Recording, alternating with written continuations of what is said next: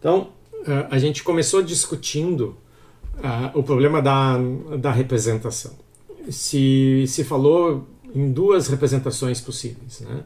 A representação de entropia e a representação de energia, e era muito simples passar de uma para outra, né? Bastava ter uma das duas relações fundamentais e, né, se fosse a S em função de U, V e N, bastava isolar U, e aí a gente obtinha uma função U, onde S passava a ser uma das variáveis independentes. E a gente, né, nessas duas aulas já dessa segunda área, a gente começou a conversar sobre a possibilidade de ter outras representações onde, no lugar de algum desses parâmetros aqui, alguma dessas variáveis extensivas, que são as variáveis independentes dessas duas relações, na possibilidade de se usar variáveis intensivas, ou seja, os pares conjugados a essas variáveis aqui. Então, em relação à energia, a gente introduziu um parâmetro intensivo, que é a temperatura, junto com o volume, a pressão, e com o número de mols, o número de partículas, o potencial químico. Então, se a gente quiser usar alguma dessas variáveis no lugar do correspondente, né, do par aqui extensivo, a gente não quer perder aquela propriedade da relação fundamental, que é conter toda a informação termodinâmica do sistema. Então a gente quer fazer uma mudança de variáveis sem que haja, ao mesmo tempo, uma perda de informação. A gente quer continuar com uma relação fundamental, com essa nova variável, contendo toda a informação termodinâmica do sistema. Aqui a gente vai trabalhar com as representações que são obtidas através da transformada de Legendre, que é a operação que permite fazer essa troca de variáveis sem perder informação. E a gente vai fazer essas mudanças de variáveis a partir da energia, tá? Que são as funções que se usam na prática. Tá? Então, é possível fazer mudanças na entropia. As funções obtidas, né, as relações obtidas, são chamadas de funções de Mercier, mas o que se usa na prática são os chamados potenciais termodinâmicos obtidos da transformada da energia. Tá? E a gente pode trocar qualquer combinação dessas variáveis que aparecem aqui, desde que não se troque todas elas. Tá? A gente tem que manter pelo menos uma dessas variáveis, a gente discutiu numa das aulas passadas. Então, por exemplo, se eu, a partir da relação fundamental de U, eu troco S por T, a gente obtém a representação de Helmholtz, né? F, então, essa aqui é a notação que a gente usa para transformada da U, onde a nova variável é T. Tá? Então, a função, né, são duas representações possíveis da mesma função, ou a gente usa a variável original e indica explicitamente qual foi a variável modificada, ou rebatiza essa função. Então, para a energia de Helmholtz, a gente usa F de Helmholtz. Tá? Não me perguntem, né, por que não se escolheu uma letra que fosse a mesma do nome, né? Então, a gente vai usar o H vai ser para entalpia e não para Helmholtz. A única que vai ter a letra adequada aqui é a Gibbs. Mas esse F aqui é de energia livre, tá? Não é... Essa é a parte menos confusa, Gabriel. Então, ainda mais agora que, né, vocês têm tudo com consulta, então não vai gerar confusão. Então, em que contextos vão aparecer essas novas variáveis? Bom, a gente já discutiu um pouquinho a energia livre de Helmholtz, né, o livre, por isso que vem o F. E o contexto onde essa representação é interessante, é mais conveniente, é quando o nosso sistema ele está em contato com um reservatório. Todas essas representações aqui, elas vão ser úteis em situações onde o sistema está em contato com algum tipo de reservatório. Quando esse reservatório é um reservatório térmico, ou seja, a temperatura dele permanece constante, ele é tão maior, contém tanto mais energia do que o nosso sistema principal, que mesmo trocando uma pequena quantidade de energia, né, do sistema para ele, ou vice-versa, isso não afeta a temperatura do reservatório ou banho térmico que a gente chama. Tá? Então, daí, nesse caso, a gente precisa ter uma parede que permita a condução de calor, e se o nosso sistema está em contato com esse reservatório todo o tempo, ele vai, não só o reservatório vai ter a sua temperatura constante, mas o sistema vai estar em equilíbrio térmico com o reservatório, e a temperatura do sistema também vai ser a mesma. Tá? Então é interessante que temperatura seja uma das nossas variáveis independentes, porque a gente tem controle sobre ela. A gente pode escolher qual é o banho que vai ser usado. Tá? Então é natural que a gente use a temperatura como uma das variáveis sobre as quais a gente tem controle. Um outro tipo de reservatório possível é aquele onde o sistema tem uma parede móvel, que pode então se deslocar, e ele está em contato com o que a gente chama de reservatório de pressão, ou às vezes reservatório de volume. Tá? Então, pelo fato da parede ser móvel, ela pode aumentar ou diminuir o volume do nosso sistema. Então vai ocorrer uma troca de volume entre esses dois sistemas. Da mesma maneira que energia podia ser trocada quando a parede permitia a passagem de calor, aqui é como se volume pudesse ser passado, né, trocado entre os dois sistemas, porque a parede é móvel.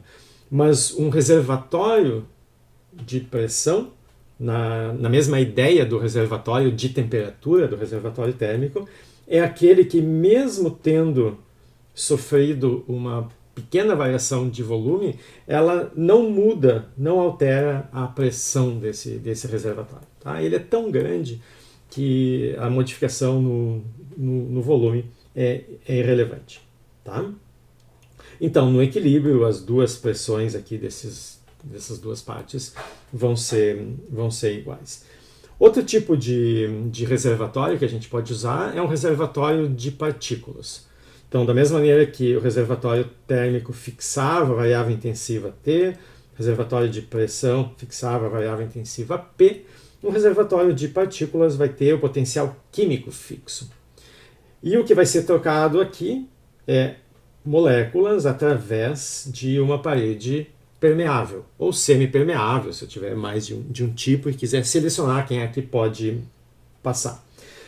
De novo, a ideia é a mesma. Esse reservatório de partículas ele é tão maior do que o nosso sistema principal que, mesmo perdendo ou ganhando uma certa quantidade de moléculas, isso não afeta o seu potencial químico.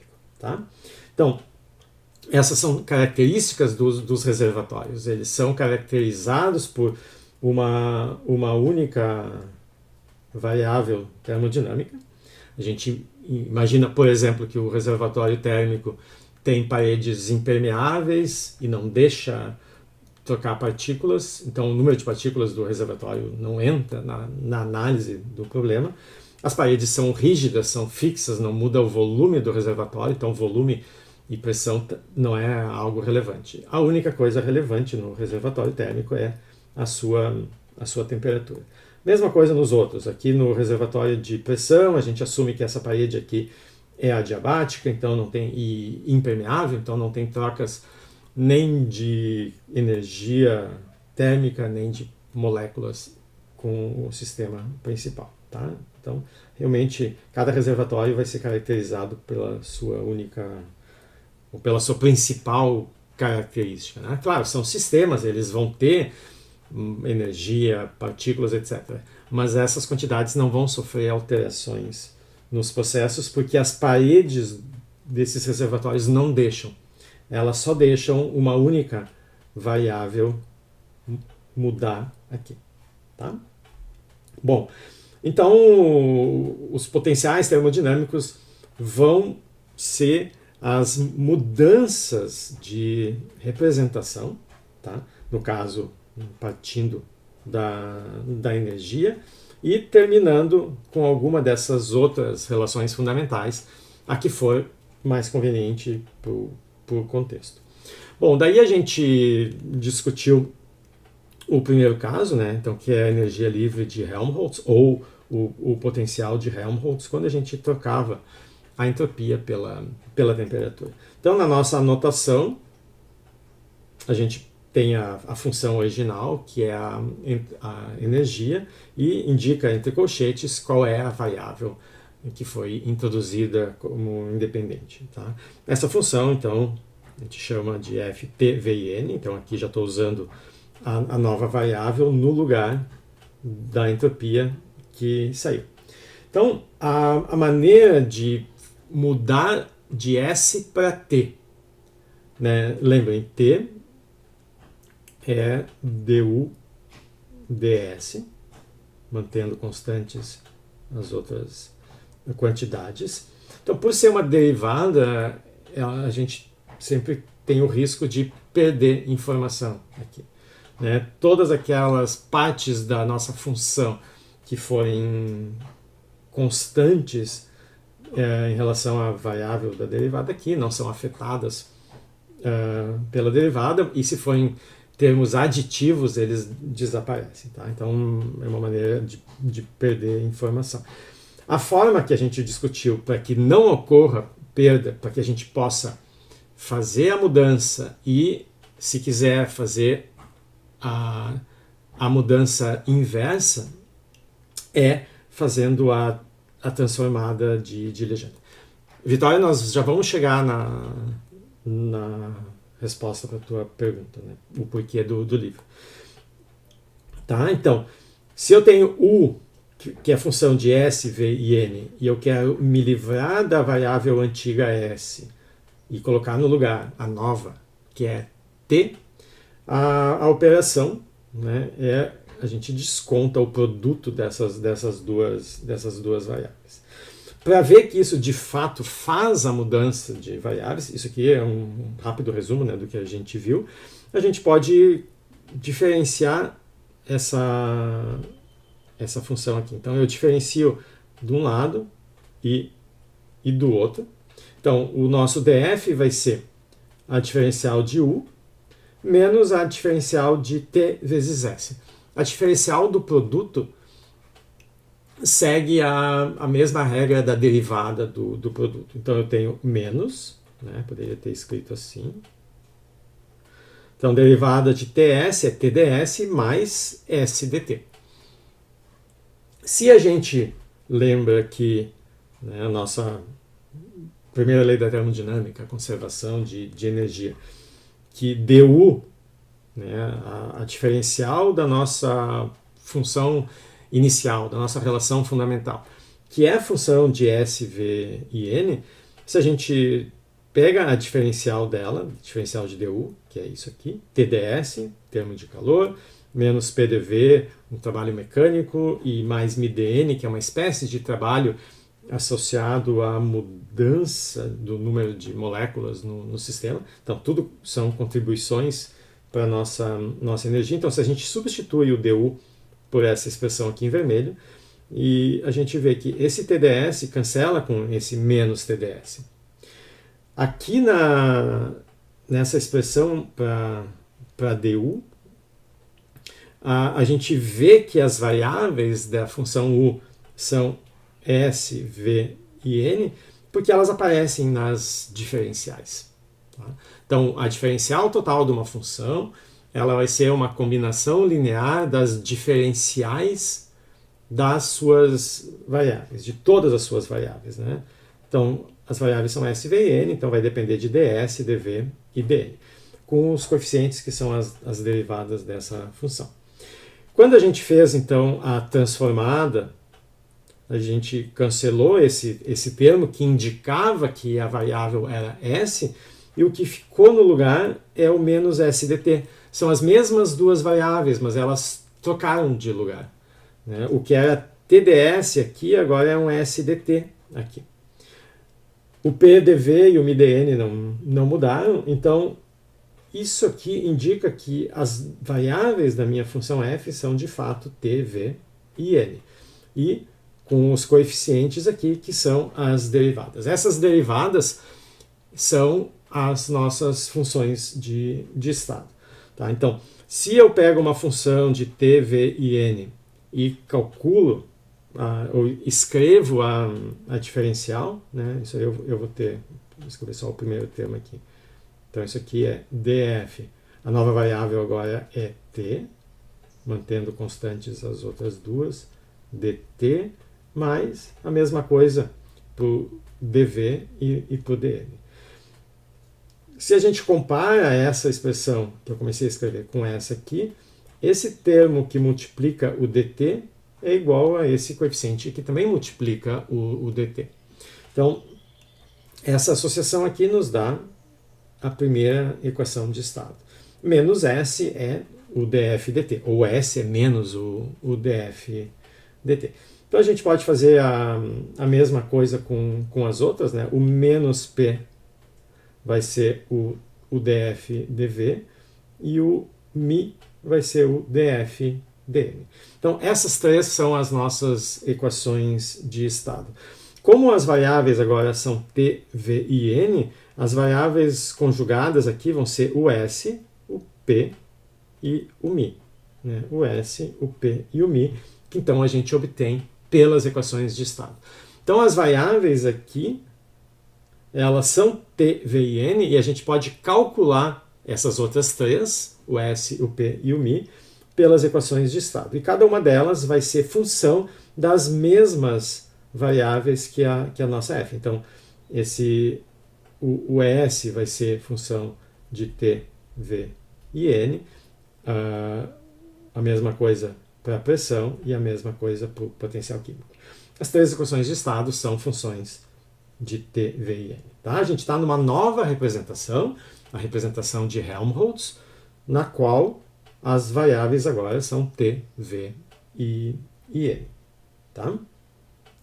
Bom, então a gente partiu da energia, tá? E a gente já tinha discutido que a energia ela é minimizada, né? A gente tem um princípio de extremização para cada representação. Na representação de entropia, a entropia era maximizada, na de energia ela era minimizada. Mas a energia que é minimizada é a energia total do sistema. Tá? Eu pego o sistema, se tem um reservatório, o banho térmico, ele entra também no cálculo da energia. Deixa eu só responder a pergunta do Douglas. A equação de Euler, ela, né, quando a gente escreve,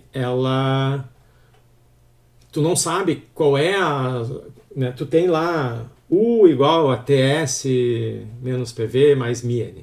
Tu tem o par conjugado, né, as duas variáveis multiplicando cada uma. Tu não sabe qual delas, né, tu sabe que três ali vão ser as variáveis da representação. Se for S, V e N, tu está na representação de energia. Se for T, V e N, tu está na representação F. Mas a equação de Euler não distingue quem é quem. Tá? Então a equação de Euler continua continua valendo. Tá? E a mesma coisa para Gibbs do Ren. Tá? A gente vai ver que usando a equação de Euler a gente vai poder escrever algumas outras relações aqui. Mas isso na próxima aula, quando a gente tiver introduzido as três. Hoje a gente ainda vai discutir a entalpia, na próxima aula a de Gibbs, daí a gente tem as três principais, né? Vamos discutir mais algumas, mas essas vão ser as três principais, e aí a gente vai usar inclusive a equação de Euler nesse processo. Tá? Bom, então, voltando aqui, a gente tem um princípio de extremização, que a gente discutiu para energia. Então, ou a gente fixa a energia e maximiza a entropia, ou a gente fixa a entropia e minimiza a energia. Então, como a gente começou na representação de energia, é o mínimo da energia total que é importante para nós. Tá? Então, a gente tem aqui a energia total, que inclui o sistema e o reservatório. Tá? Essa quantidade, a energia total, tem um mínimo. Então, essa diferencial aqui é zero. Né? A gente vai usar depois. Esse aqui é o nosso ponto de partida. O que a gente quer ver é como esse princípio de extremização da energia se transfere para energia livre de Helmholtz. Tá? A gente já, pelo nome, a gente já vai adivinhar que vai ser um mínimo também, que essa é a razão pelas quais todas essas funções aqui vão ser chamadas de potenciais termodinâmicos. Tá? É um pouco como uma analogia com a mecânica, onde a gente tem uma energia potencial que vai ser minimizada. Aqui também, todos esses potenciais vão acabar sendo minimizados. Então, mas aqui tem um detalhe que é super importante. Então, a gente abre essa relação. Então, eu fico com a diferencial da energia do sistema mais a diferencial da energia do reservatório. O reservatório, por definição, ele só permite a troca de energia térmica. Então, a única maneira de mudar a energia desse reservatório é via calor. Tá? Então, o DUR é isso aqui. Tá? Então, isso aqui é o DUR. É o calor que esse reservatório vai receber. A sua temperatura TR e a variação da sua entropia DSR, menos DS.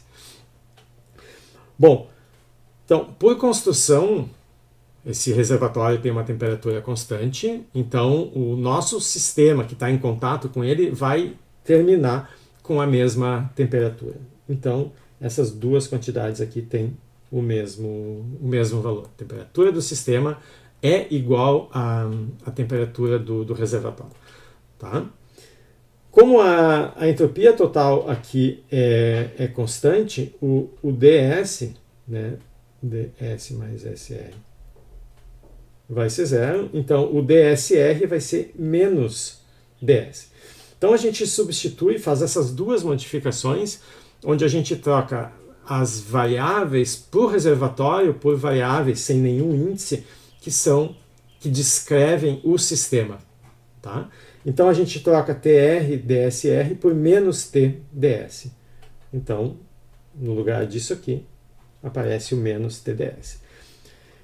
De novo, né, a temperatura aqui ela é mantida constante. Então eu posso juntar essas diferenciais assim. Só que o menos TS é justamente o nosso F.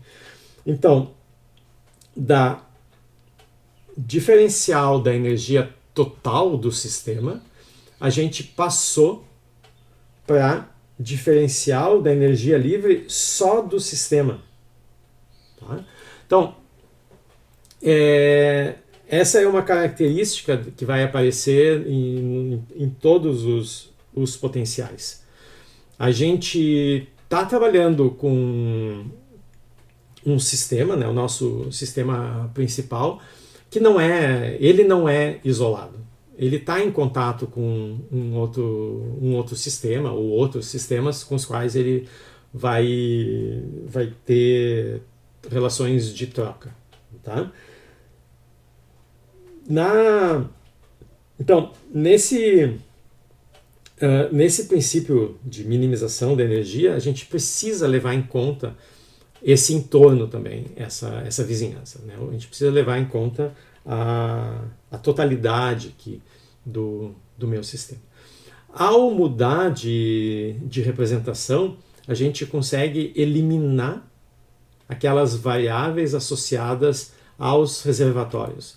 A gente troca um princípio de extremização, aqui no caso minimização, da energia total, incluindo reservatório, para uma relação de extremização, porque essa diferencial ela é como essa aqui, ela é zero, tá? que se aplica só para o nosso sistema principal. Tá? Então, de alguma forma, isso simplifica a nossa descrição. A gente não precisa saber as variáveis associadas ao reservatório. Tá? Eu não vou discutir aqui na aula, mas está nas notas de aula. A gente pode fazer exatamente o mesmo argumento para diferencial, para a segunda diferencial aqui, e a gente vai chegar à conclusão de que ela é positiva, o que indica um mínimo, tá? Mas tá nas notas de aula. Bom, então a gente já tem o nosso princípio de extremização. E para terminar a discussão da energia de Helmholtz, né, falta mencionar aqui a resposta para a pergunta da Vitória, porque o livre. Tá? Bom, então tem mais uma maneira de pensar nisso. Então, vamos imaginar o nosso sistema fazendo um processo qualquer, reversível, e ao mesmo tempo, né, essa é a condição onde esse potencial é usado, ele está em contato com o reservatório térmico. Então, a sua temperatura vai ser a mesma temperatura desse reservatório. Mas ele está em contato também com um sistema mecânico para o qual ele pode transferir energia. Tá?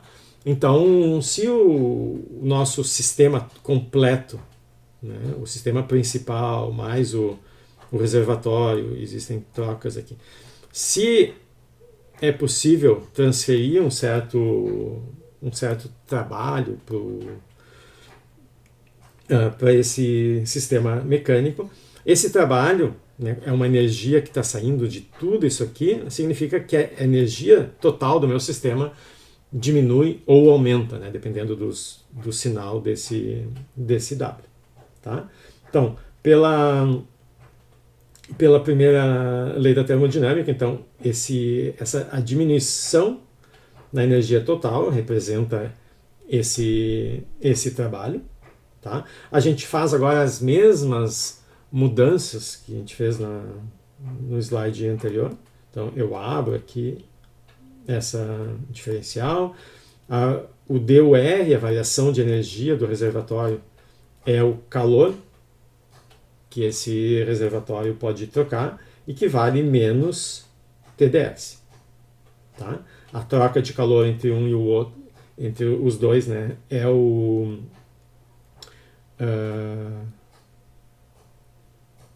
todas as trocas de calor só acontecem entre esses dois, né? Então, a constância da entropia, no caso, equivale a dizer que o calor que sai de um entra no outro. Tá? Então, esse TRDSR é menos TDS. A gente troca, tá? E, de novo, identifica que aqui dentro apareceu o DF. Então, quando a gente tem o nosso sistema principal em contato com um reservatório térmico. A variação na energia livre que ele sofre nesse processo é o trabalho que ele pode entregar. Tá? Então, o livre é nesse sentido. Eu não posso pegar toda a energia do meu sistema e transformar em trabalho. Sempre vai ter um pedaço dessa energia que não é utilizável, que está associado ao movimento aleatório lá das moléculas, é calor. Tá? É uma energia térmica que não é, né, pela segunda lei da termodinâmica, não é utilizável. Eu não tenho como transformar tudo isso aqui em trabalho. Sempre tem um pedaço da minha energia que eu vou acabar transferindo, né, para o reservatório ali e não usando. Tá? Então, a energia livre é aquela energia que pode ser usada. Tá? Então é livre nesse sentido. Uma outra maneira de pensar é a seguinte: imaginem que vocês querem construir esse sistema. Tá? Então eu não tenho nada, eu tenho o reservatório, né? E quero, a partir do zero, construir o meu sistema. Então significa que eu preciso, né, pegar partículas que estão em algum lugar, né? Imaginem que as partículas estão em algum lugar, não estão todas muito longe uma das outras, que não existe interação entre elas. Aí eu começo a trazer as partículas para cá, uma de cada vez. Tá? Quando eu trouxer a segunda, ela vai começar a interagir com aquela primeira, se existir alguma interação. Tá? Então, eu preciso fazer um certo trabalho para trazer a segunda partícula e colocar aqui, depois a terceira e assim por diante. Então, para construir esse sistema, eu vou fazer trabalho, porque eu preciso construir toda a energia interna do sistema, que passa de 0 para 1. Então, essa energia eu tenho que dar via trabalho para o sistema, e eu dou construindo o sistema. Mas o fato de estar em contato com o reservatório significa que eu não preciso dar completamente né? Não preciso gastar tudo isso, porque vai fluir, né? Ou seja, eu posso aproveitar o fato de ter um reservatório à disposição, e esse reservatório vai ceder um pedaço dessa energia. Quanto que ele vai ceder? Ele vai ceder via calor, uma energia T delta S. Mas como eu comecei do zero, a entropia inicial era 0. Tá? Então o T delta S nesse caso é TS. Então, se eu quiser reconstruir do zero o meu sistema, eu preciso montar todas as interações, e essas interações envolvem, então, né, são elas que formam a energia interna do sistema. Então, eu precisaria dar essa energia, mas porque eu tenho um reservatório do lado e esse reservatório vai passar calor espontaneamente aqui, eu não preciso gastar eu posso descontar o que vai ser dado de presente pelo reservatório. Então eu desconto TS. Tá?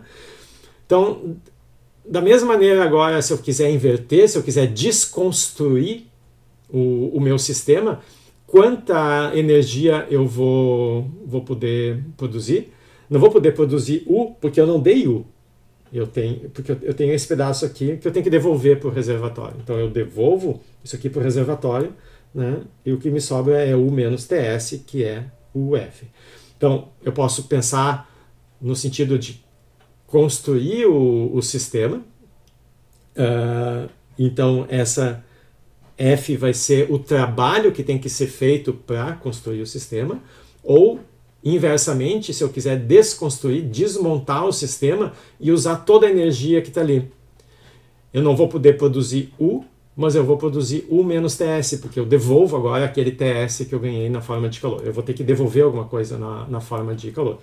Mas o que eu vou produzir vai ser, de novo, o mesmo F. Eu posso pensar, então, nos dois sentidos, em montar ou desmontar o sistema. Então, o livre é por causa disso. É a parte da energia que pode ser convertida, né, usada como trabalho. Tá? Então, essa interpretação. A gente vai fazer um exemplo agora onde aparece justamente isso. Tá? Então, eu tenho um cilindro com um pistão aqui no meio que pode andar. E inicialmente os volumes aqui são 10 litros e 1 litro. Tá? Então o volume total aqui é de 11 litros. E todo o sistema está em contato aqui com o reservatório térmico a 0 Celsius. Tá? Bom, esse pistão, então agora ele começa com uma coisa assim, 10 e 1, e termina um pouco mais perto aqui da metade, ele termina agora com 6 e 5 litros. Eu continuo com 11 litros. Tá? E todo esse processo acontece a 0 Celsius, porque está em contato. Como esse pistão se desloca, eu tenho um gás fazendo o trabalho no outro, um ganha, o outro perde energia, eu tenho que levar em conta essas duas contribuições para saber quanto trabalho foi feito por esse sistema sobre o pistão. Então, a gente pode fazer lá nas notas de aula, tem mais uma terceira maneira de fazer, depois vocês podem dar uma olhada. O que nos interessa aqui é explorar a interpretação da energia livre como o trabalho que pode ser feito e calcular o ΔF naquele problema para obter o trabalho que é a pergunta. Tá? Então, a gente calculou na aula passada a energia livre de Helmholtz para o gás ideal, né? O nosso sistema é um gás ideal monatômico, por isso que é esse trezinho aqui. Tá? Então é muito parecida com a expressão lá da entropia, mas aparece esse T aqui. Como todo o processo acontece em contato com o banho térmico, isso aqui é 1, né? Não é importante. E o número de partículas também não muda. Né? Então, a única coisa que sobra aqui, na verdade, é o volume desses pedaços. Então, eu poderia pensar que isso aqui é a energia livre no estado final, menos a energia livre no estado inicial. Esse aqui é o volume no estado final e esse aqui é o volume no estado inicial. Só que cada um dos pedaços, né, das duas partes desse pistão é um desses sistemas. Né? Então, esse ΔF que eu estou calculando aqui é o ΔF do 1 e do 2. 1 e 2 são, né, as duas partes do nosso cilindro. Então, eu só aplico essa expressão. Né? Isso aqui é o F menos FI, vai ser o ΔF. Então, cada um desses ΔFs aqui vai ser menos R vezes T, o T é 273, tá? É o que está aqui, vezes o logaritmo do volume final sobre o volume inicial. Então, eu tenho que pegar o logaritmo do volume final sobre o inicial do sistema 1. Então, ele vai de 10 para 6. Tá? Então, volume final sobre volume inicial, 6 sobre 10. E o segundo vai de 1 para 5. Então, final sobre inicial. Tá? Então, junto esses logaritmos, 6 vezes 5, 30, dividido por 10, 3. Então, log de 3. Tá? Que está aqui. O mesmo resultado a gente pode obter pensando em cada um desses sistemas como sofrendo um processo isotérmico, né, que a gente já tinha estudado. Tá? Então, no processo isotérmico, o trabalho era aquele nRT logaritmo VF sobre VI, exatamente a mesma expressão. Né? Então, eu tenho o N é 1, RT e o logaritmo do volume final sobre o volume inicial. Só que cada um dos compartimentos está passando por um processo de expansão ou compressão isotérmica. Então eu tenho que somar o W1 e o W2. Né? Então aqui para o 2. E eu obtenho o mesmo resultado. A única diferença é que aqui tem esse sinal de menos, mas o que a gente calculou é o ΔF. E o ΔF a gente viu, né, que ele é menos o trabalho. Eu tenho esse sinal de menos aqui. Tá? Então, quando eu for passar isso aqui para trabalho, vai ficar mais, o mesmo resultado. Tá? São iguais. Tá bom? Lá nas notas de aula eu ainda faço o cálculo por integral de PDV simplesinho ali. Tá? Vocês podem olhar. Tá, mas então aqui mostra que de fato a variação da energia livre, né, corresponde ao trabalho que pode ser feito num processo reversível aqui nesse caso. Tá bem? A segunda energia, né, a segunda relação fundamental que a gente vai discutir, o segundo potencial termodinâmico é a entalpia. Tá? Agora, o que nos interessa é quando o sistema está em contato com aquele reservatório de pressão que a gente discutiu, tá? Que é um sistema com uma pressão que ele é tão maior do que o nosso sistema principal, que a pressão dele não vai mudar, pressão constante, quando a parede que separa os dois sistemas se deslocar, mudando o volume dos dois.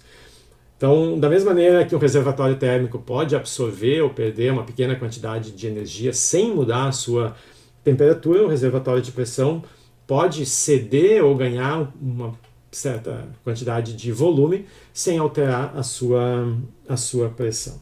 Tá? Então, agora a gente tem essa situação. Um sistema que tem uma parede móvel, e do lado de lá dessa parede móvel tem um reservatório de pressão. Então é interessante a gente se livrar do volume, porque o volume é uma quantidade que vai ser difícil de controlar aqui, enquanto que a pressão é automática. A pressão é mantida constante. Então eu quero me livrar desse volume e usar a pressão como a variável independente. Então, vou pegar a minha relação fundamental na representação de energia e vou trocar a variável V pela nova variável P. Então, na nossa notação para as transformadas é U de P. E a outra notação é H para a entalpia, onde a gente aqui tem a nova variável. E a operação que faz essa transformação é justamente a gente descontar o produto dessas duas variáveis conjugadas. Só que quando a gente introduziu a pressão, né, a pressão era menos du dv, né, aqui com S, N constantes. Então a gente definia a pressão com um sinal de menos. Então quando a gente desconta, né, então isso aqui é a mesma coisa que dizer, olha, du dv é menos P. Essa é a variável que é conjugada ao volume. Então, quando eu for multiplicar as variáveis conjugadas para descontar aqui, eu vou multiplicar menos P com o V. E aí o resultado é um mais. Tá? Então, isso aqui fica mais. Isso aqui é U mais PV. Então, o mais é por causa desse menos que a definição da pressão carrega. De novo, repetindo o mesmo argumento, para a gente ver que de fato as variáveis independentes vão ser essas, a gente diferencia aqui dos dos dois lados. Eu tenho então du mais a diferencial de PV, regra do produto PDV mais VDP. E esse PDV vai cancelar com o menos PDV do du. Então, o TDS e o MIDN continuam, porque a transformada não altera esses termos, mas o P e o V trocaram de lugar aqui nessa diferencial. O P passou de variável dependente para variável independente. Tá? Então, H de fato é função de S, de P e de N. Tá? E, de novo, fazendo a identificação dos coeficientes, a gente vê que o coeficiente que multiplica o ds na diferencial total de H vai ser a derivada do H em relação a S, mantendo as outras variáveis constantes. Né? Então, T vai ser dH ds, P e N constantes. Mesma coisa para as outras. O V vai ser... Todas vão ser dH, né? dH, em relação à variável que está aqui. Então, o V vai ser dH/dP, o Mi vai ser dH/dN, e as outras duas, as que não aparecem aqui na derivada, são as variáveis mantidas constantes. Então, assim, a gente pode introduzir as novas variáveis. Notem o seguinte, que se vocês têm essa função, tá? E se agora o problema for voltar, passar daqui para o nosso U, né? Vocês querem agora passar para U de S, V e N. Mas vocês não têm, aqui no ponto de partida, vocês não têm V. O processo de volta, o processo de passagem de uma função que foi transformada para sua função original é, de novo, uma transformada. Tá? Então, eu preciso fazer aparecer a nova variável.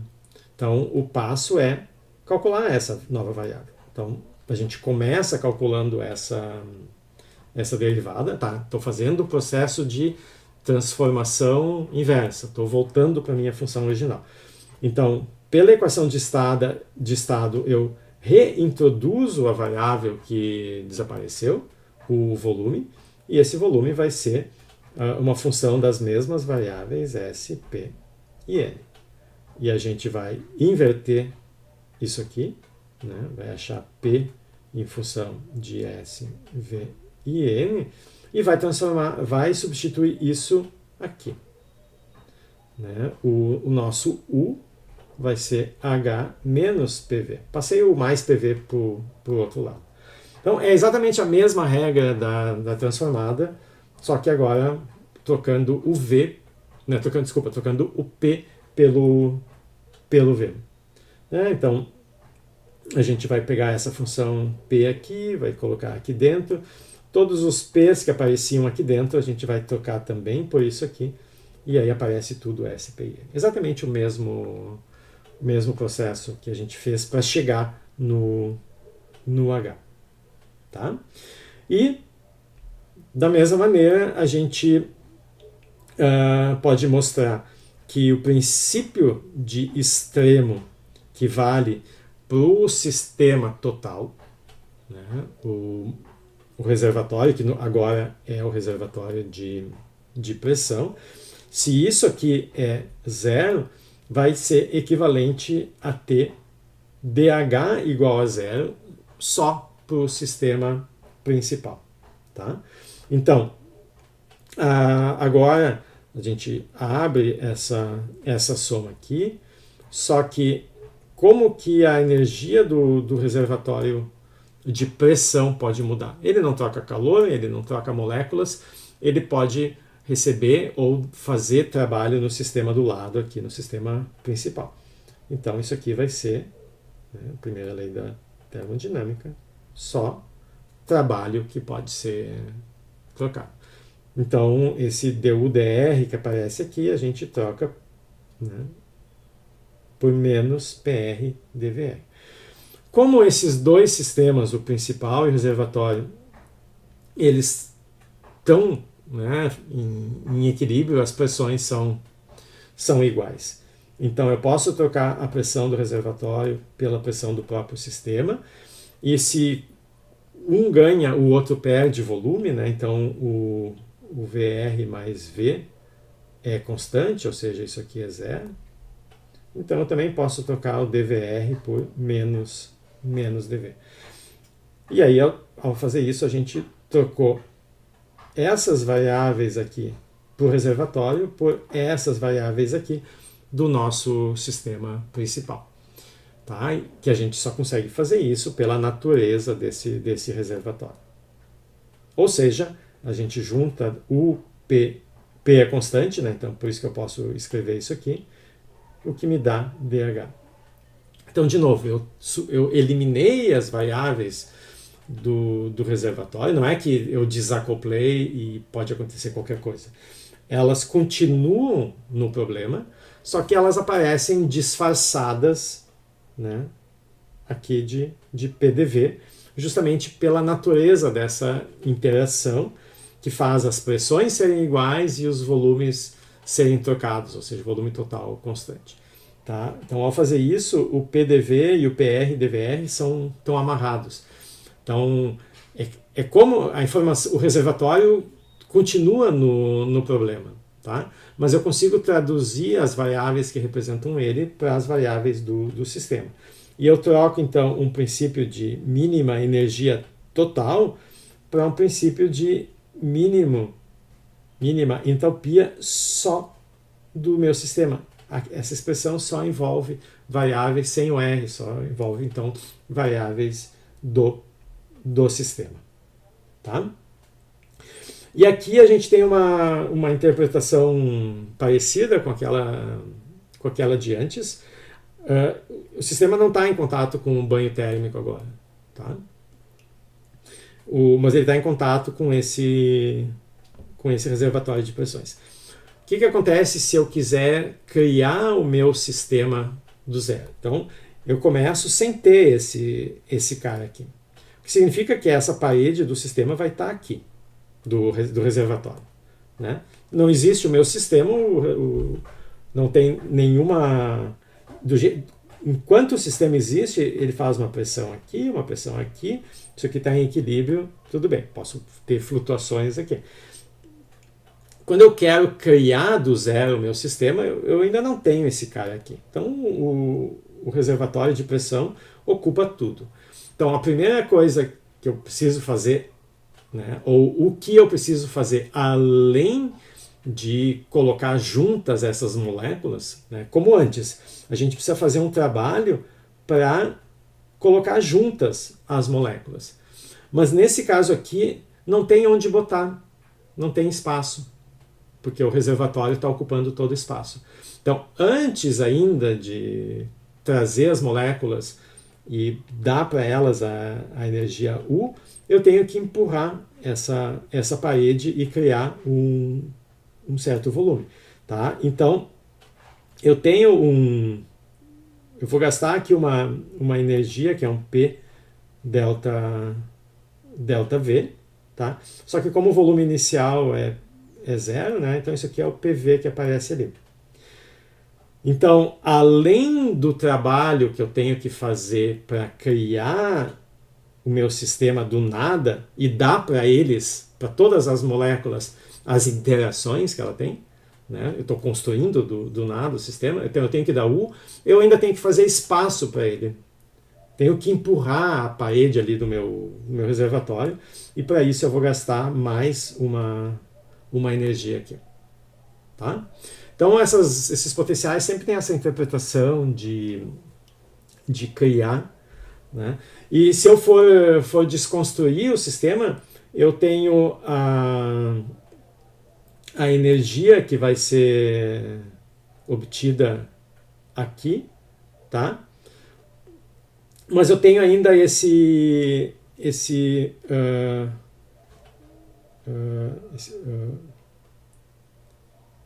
eu tenho ainda esse termo aqui de trabalho, tá? Então, é como se eu estivesse descontando da minha energia total a energia interna e esse trabalho, e só sobra o calor. Tá? Outra maneira de enxergar isso é se vocês estiverem mantendo constante a pressão e o número de moléculas, é como se esses dois caras se anulassem e se vocês fizerem um processo onde a pressão é mantida constante e o número de partículas também, a variação na entalpia só sobra o termo de calor. Tá? Então, uma outra interpretação possível aqui para a entalpia é esse calor que vai ser liberado aqui nesse processo, tá? Essencialmente, primeira lei da termodinâmica. Tá bem? A gente tem tempo ainda, então vamos fazer um exemplo. O que a gente vai fazer na próxima aula, a gente vai combinar essas duas condições. Tá? Então, a gente considerou para a energia livre de Helmholtz um sistema em contato com o reservatório térmico e para a entalpia um sistema em contato com o reservatório de pressão. Para a energia livre de Gibbs, a gente vai ter as duas coisas. O sistema vai estar em contato com os dois reservatórios. Então eu preciso trocar S por T, tá? E aqui tem mais um erro, ó. Aqui é V por P. Eu fico copiando e colando os slides. Então, na próxima aula, a gente vai fazer as duas coisas. A gente vai trocar o S pelo T e o V pelo P. E aí o nosso novo potencial é o potencial de Gibbs. Só mais um comentário aqui, ainda na pergunta da Vitória, vocês notam que a entalpia a gente não chama de energia livre. Porque tanto na Helmholtz quanto na Gibbs, a gente tem aquele termo TdS, que corresponde àquela fração da energia interna que necessariamente vai ser reconvertida em calor e não vai ser usada. Tá? A gente descontou essa contribuição associada ao movimento aleatório, lá, ao movimento térmico, que não é passível de ser transformada em trabalho. Na Gibbs, como a gente vai trocar S por T, também vai ter esse mesmo termo. Mas na entalpia, não. Né? A gente tem aqui no U mais PV, a gente tem o calor ali dentro, a gente não separou ele. Tá? Então, a gente não fala na entalpia como energia livre, porque a entalpia não é o trabalho que vai ser, não é um trabalho que vai ser obtido aqui. Mas tanto Helmholtz quanto Gibbs a gente usa o livre para caracterizar. Tá? Então, para a gente terminar, então o exemplo que a gente fez na aula passada foi calcular a relação fundamental na representação de Helmholtz para o gás ideal monatômico. Aqui a gente vai fazer a mesma coisa na representação de entalpia. Tá? Então, a gente obteve ainda na segunda área o nosso S de U e V para o gás ideal. Como a entropia vai ser obtida como uma transformada de Legendre a partir da energia, a gente tem que isolar esse U aqui nessa expressão, tá? Para ter U como função de S, V, e o N está implícito aí porque a gente está usando a forma molar. Tá? Bom, qual é o procedimento aqui para calcular a transformada? A gente quer trocar V por P, então a gente começa calculando a nova variável, né? Como ela se relaciona com as variáveis antigas. E quem nos dá isso é a equação de estado. Então, pressão vai ser du menos du dv, né? Então V aparece aqui. Então, a gente pode calcular normalmente essa derivada, mas notem o seguinte, como o que eu tenho aqui é V na menos 2/3, quando eu derivar, eu vou fazer menos 1, tá? E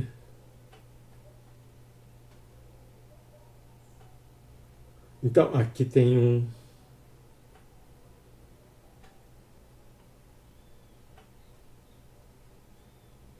Tá, não tá certo. Então, e aqui eu tenho o. Vai baixar o menos 2/3, tem esse menos aqui, tá? Então baixa um 2/3. Esse cara aqui, o menos 2/3, né, é o que aparecia aqui. Então eu não faço a soma 2/3 mais 1 ali no expoente. Tá? Eu deixo assim e eu coloco ele de volta aqui. Separo esses dois caras. Tá? O V na menos 2/3 eu deixo aqui e o V na menos 1 eu boto aqui do ladinho, junto com os 2/3 aqui. Então, se a gente tem essa expressão e faz a derivada em relação a V, a gente termina com a mesma expressão multiplicada por 2/3 V na menos 1. E essa mesma expressão é a nossa energia original. Tá? Então, eu posso fazer duas coisas. Eu posso deixar toda essa expressão, e aí eu tenho P como função de S e V molares, tá? Que são as variáveis corretas aqui na representação de entalpia. Então, tudo isso aqui seria a minha equação de estado. P igual a isso aqui. Mas uma maneira conveniente, usual de escrever também, para simplificar, por isso então que eu separei na derivada o V na menos 2/3 e o V na menos 1, é fazer essa identificação aqui com o U, tá? E escrever isso aqui como 2U 3V. Tá? Por quê? Porque é menor, que é mais simplesinho. Isso aqui nos dá a equação de estado que a gente tinha antes, né? Isso aqui é 3 meios U igual a 3 meios de PV, ou como PV é NRT, 3 meios de NRT, então tudo consistente, tudo compatível com o que a gente tinha antes. Tá? Só que o U não é uma das variáveis, mas a gente pode usar o que a gente quiser, né, para escrever. A função, a equação de estado seria isso aqui. Tá? Para ser função de S e P, como tem que ser a entalpia. Mas, para simplificar, a gente pode escrever assim. Tá? Para continuar o processo de transformação, a gente fez só a derivada. O que a gente teria que fazer? Teria que isolar V nessa equação. E a partir de P em função de V, a gente acharia V em função de P. Inverter. E aí substitui aqui nessa expressão. Aqui fica um pouquinho mais simples, porque a gente fez essa associação aqui. Tá? Então, como U dessa expressão aqui é 3 meios de PV e eu somo com PV, então o nosso H é igual a 5 meios de PV, ou, se quiserem, 5 meios de RT. Por causa dessa expressão que algumas vezes se diz, a entalpia de um gás ideal é só função da temperatura. Tá? Porque a gente está escrevendo aqui. Mas a temperatura não é uma das variáveis da entalpia. Né? A entalpia é função de S e de P. Mas, de novo, né, eu posso escrever usando as variáveis que eu quiser. O que a gente não tem quando não está usando as variáveis corretas é aquele status de relação fundamental, de equação de estado, mas nada me impede. Bom, eu posso usar essa expressão aqui, tá? E como eu partir daqui, né, eu tenho P como função de V, que a gente inverteu, tá? E aí eu substituo aqui. Tá? Então, eu pego P em função de V, invertendo me dá essa expressão enorme aqui. Tá? E o P apareceu aqui. Então, isso aqui é função de P e de S, como tem que ser uma equação de estado na representação de entropia. Tem que ter a mesma dependência da relação fundamental. Depende de S e de P. Tá? Essa aqui é a expressão.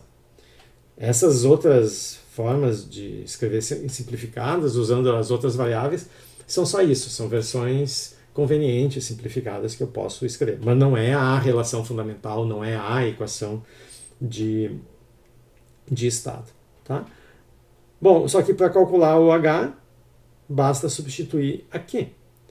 Eu tenho P, que é a variável que deveria estar, vezes V, que já está aqui. Então, só multiplicando esse P, que vai juntar com esse, e a gente tem a expressão final, que é, de fato, função de S e P.